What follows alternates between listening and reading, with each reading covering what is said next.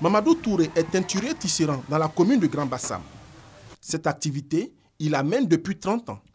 L'un de ses secrets, sa parfaite maîtrise de la fixation des couleurs sur les supports textiles. Le modèle a été sculpté sur un bois et je le mets dans la cire et je le pose dessus. L'empreinte reste automatiquement sur le tissu.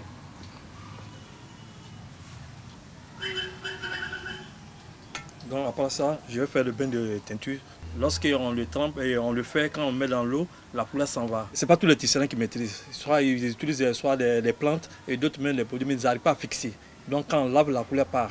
Contrairement à plusieurs artisans tisserands, Mamadou a bénéficié d'une série de formations pour maîtriser cette technique déterminante dans l'activité de teinturier. On a des pigments qu'on prend pour fixer la couleur. On a l'hydro, la soude caustique, qu'on fait le ménage avec le pigment et pour fixer la couleur.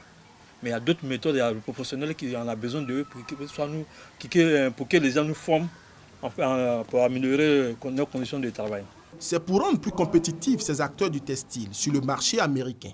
Dans le cadre de l'AGOA, la loi américaine sur la croissance et les opportunités en Afrique, que l'Association pour la promotion des exportations de Côte d'Ivoire, APEXI, et l'USAID ont co-organisé à Grand Bassam une formation pratique sur les nouvelles techniques de fixation des couleurs. Pour les artisans tisserands, cette formation vient remettre à jour leur niveau de connaissance. Le moment est venu pour la Côte d'Ivoire, le textile ivoirien, d'attaquer le marché américain qui est très exigeant sur les couleurs quand même.